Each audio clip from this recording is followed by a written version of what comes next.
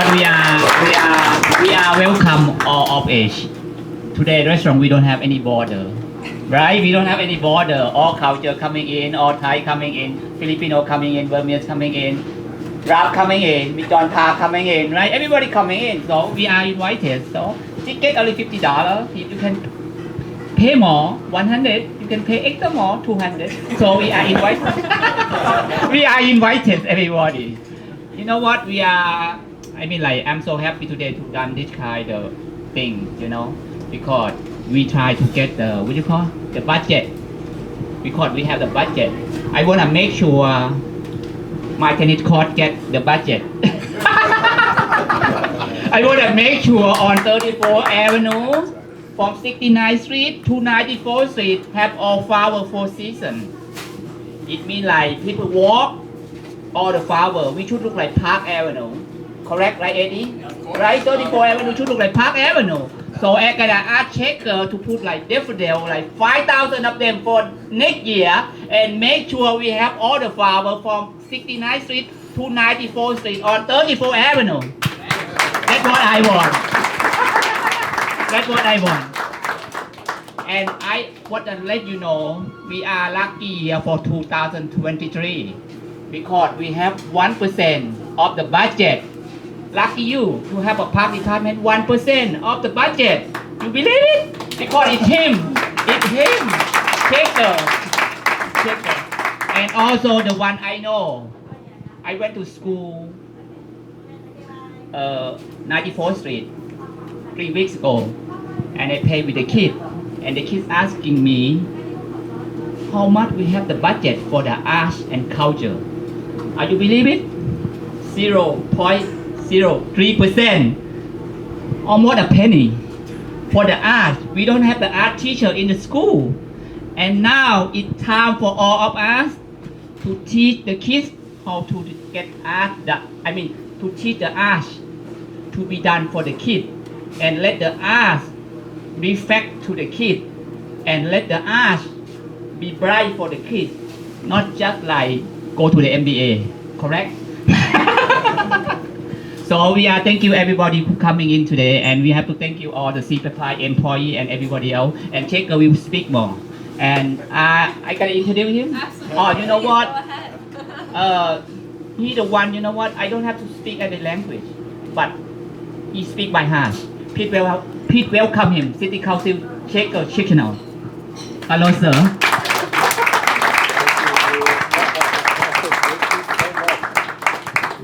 Good evening, everyone. It is so nice to see you all too, and I want to thank you all so much for coming out. The truth is, in this room here is reflected our communities of Jackson Heights and Elmhurst, our district. And you don't have to look no further than just the host of tonight's fundraiser to know exactly what our district is all about. First, Move, thank you so much. Your work that you have done for our Thai community, our Asian American communities, for Jackson Heights and Elmhurst speaks volumes. I was so honored to be able to host the renaming Little Thailand Way with you of Woodside Avenue, because you've been a champion for a Woodside Avenue open street for so many years. So thank you so much, Move. John, I am incredibly grateful to you. First and foremost, because your son is our amazing chief of staff of our office too, so thank you. But most importantly, you both, Mr. and Mrs. Park, have been advocates for the Korean American community for generations. One of my closest friends in the council is Councilmember Linda Lee, and we talk often about the work that you've done to support so many of us, our generation of children of Asian immigrants. We finally have a voice in the council that we haven't had before. But it's really because we're following the footsteps of individuals like you who have made sure that the voices and the votes of our community are actually heard in city, state, and federal government. And, you know, Chuck has told me so many times before, but to know that John's work is actually the reason why Korean is a language on the ballot in New York State, because how many Korean American voters he has registered over decades is a testament to his organizing power. So thank you so much, John.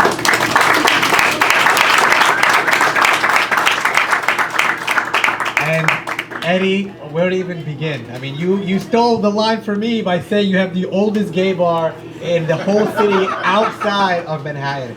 But the truth is, Eddie, as a small business owner, they're all small business owners here, and that's what touches my heart too. But you've been much more than simply a small business owner. You've been a community advocate and leader for us. How many times? This Jackson Heights is the birthplace of the LGBTQ movement across Queens.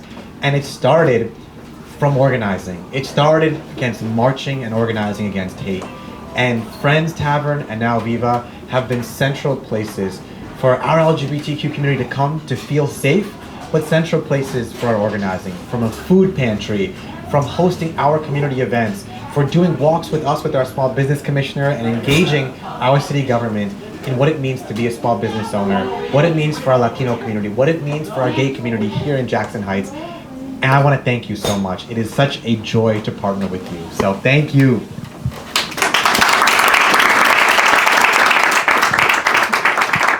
And well, aside from you being an exceptional tennis player too, what I'm so grateful for is that you and Catherine both have been such strong supporters for years. I remember all our Democratic Club meetings with Catherine. Catherine's taken me around door knocking too during the height of the campaign as well.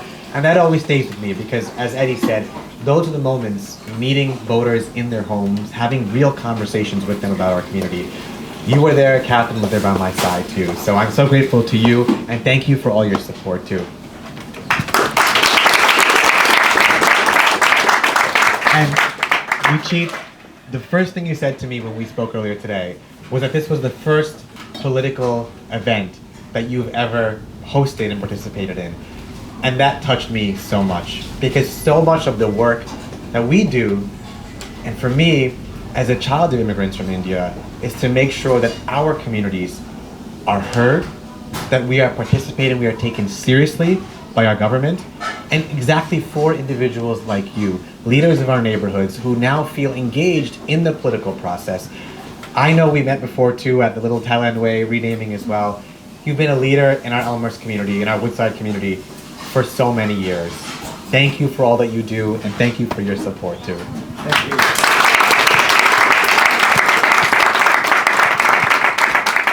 And the truth is, when you look around the room and see everyone here that these hosts have brought together today, it is a reflection of our neighborhoods and what makes Jackson Heights and Elmhurst so beautiful. We are a community of immigrants. We are a community of small businesses, of workers who carry this entire city, not just through the pandemic, but for decades. When my parents first came here from India, they'd come to 74th Street, just a few stores away from John's store, to get their groceries, their furniture, because 74th Street Jackson Heights was the only place that reminded them of a home that was 10,000 miles away. And so many in this room, this has been your story too.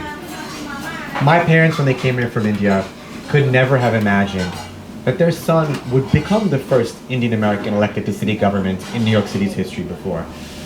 But I know that I stand on the shoulders of each and every one of you who have sacrificed so much so that children of immigrants like myself, like Chuck, like Chanel, could be here fighting for our neighborhoods, for each and every one of you in this room, in ways that our communities have been unseen, invisibilized, and ignored for so long.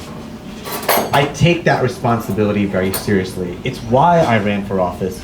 The work that I did before as a civil rights lawyer, fighting for fair housing, carrying that with me through my community advocacy, and then becoming a city council member, I've never forgotten that my story, my role here, simply wouldn't be possible without the work that each and every one of you has done to pave the way for all of us. So to all of you, thank you so much. And there's so much more work that we have to do. We know, even though we're coming out of this pandemic now, it has showed how much our neighborhoods here in Queens, in Jackson Heights and Elmhurst, need so much work. We were the epicenter of the pandemic. And that wasn't any accident. We saw the way in which our Elmhurst Hospital was overwhelmed with less than one bed for every 1,000 patients that come through its doors. We rank 50 out of 51 council districts when it comes to parks and green space. We have some of the least amount of green space in all of New York City. And as the chair of Committee on Parks in the City Council, it's been my mission to highlight that communities like ours deserve the very same access to parks as anywhere else in New York City. That's not just an issue of having more parks, it's an issue about public health. It's an issue for our families, our children, to be able to come together, to have a place to play, to relax. We saw how important that was during the pandemic. We've seen the way in which, and so many of you have lived it in this room, our small businesses were decimated by the pandemic. First, decimated because of not being able to open the doors shuttered, workers, payroll, all the bills that were piling up. And then when pandemic aid came itself, it wasn't in our languages. It wasn't accessible to us. The process of applying for those benefits was something so difficult for so many of our immigrant small business owners. And that tells you that even if you have resources and services from government, if it's not reaching us here in our neighborhoods, if it's not in our languages, whether that be Spanish, Korean, Bangla, then it might as well not exist. And we need to have a government that looks like us, that listens to us and hears our voices. Whether it's the centuries of hate and racism and xenophobia that our communities have experienced, part of that is because we haven't been seen. We have not had a voice at the table. And we think about the way in which now, how many asylum seekers are coming here from across the border with nothing. And recently we just did an asylum resource fair at PS 69 in Jackson Heights. Hundreds of people came, and government was there, we had all the services, but one thing they said is, we don't even have a cell phone available to make a call or to make an appointment to apply for any government benefits. The crisis for immigrants coming to this country, is playing out right here in New York City as it is all over the country. And it's our responsibility as a government to make sure that our immigrant communities, our essential communities, are supported by our city and by our state. And we've made great strides in the work here in Jackson Heights and Elmhurst. I'm proud, as Moo said, we've worked together to fight for the largest budget for the Parks Department in the history of New York City. I'm proud that together we fought to make sure that Elmhurst Hospital received millions of dollars this year alone for a new HIV/AIDS clinic, for a new main entrance on Broadway. And now we're also going to be fully renovating, just across the street, the Frank O'Connor Park, which has not been renovated in decades, tying together public health with public space.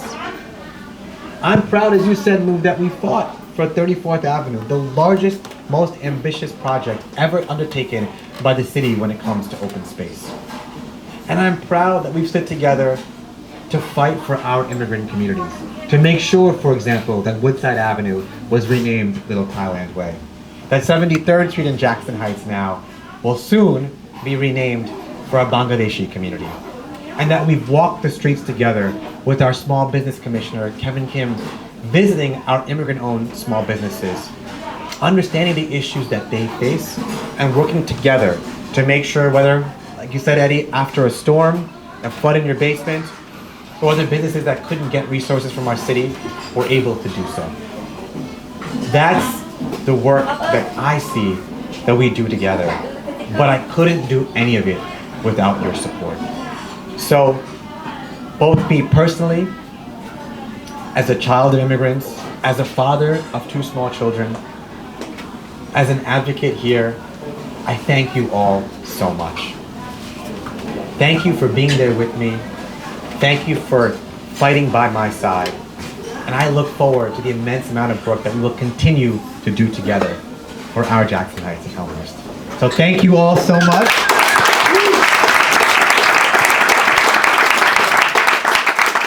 Now, I do want to say, nothing that I do would be possible, would be successful in any way, without a team by my side that you all know because they're there in the neighborhoods every day. They don't just work in our community, but they live here too. And two of those individuals who are here tonight too, been a part of our campaign through it all, are Chuck Park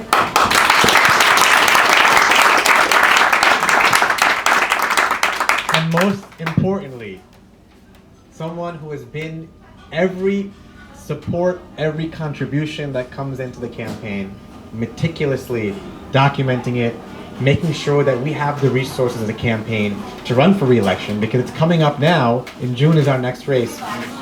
The work couldn't be done without a phenomenal campaign treasurer, who by day is in our office as our community affairs coordinator, working with all of you on the issues in our neighborhood.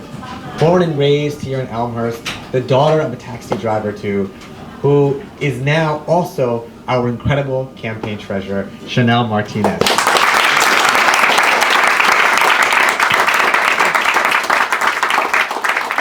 They're the reason why our campaign is so successful, and with our team in our office, why I'm able to do the work that we do every single day.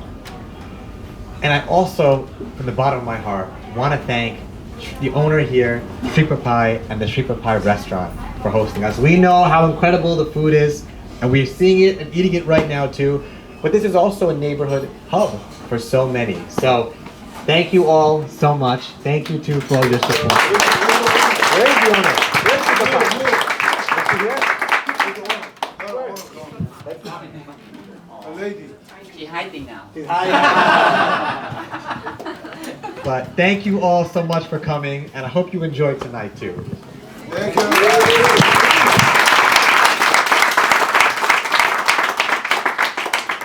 Another big round of applause for Shekar. Thank you so much. As Shekar said, we can't do this fight without all of you. So thank you all so much for being here tonight. Thank you all so much for your contributions.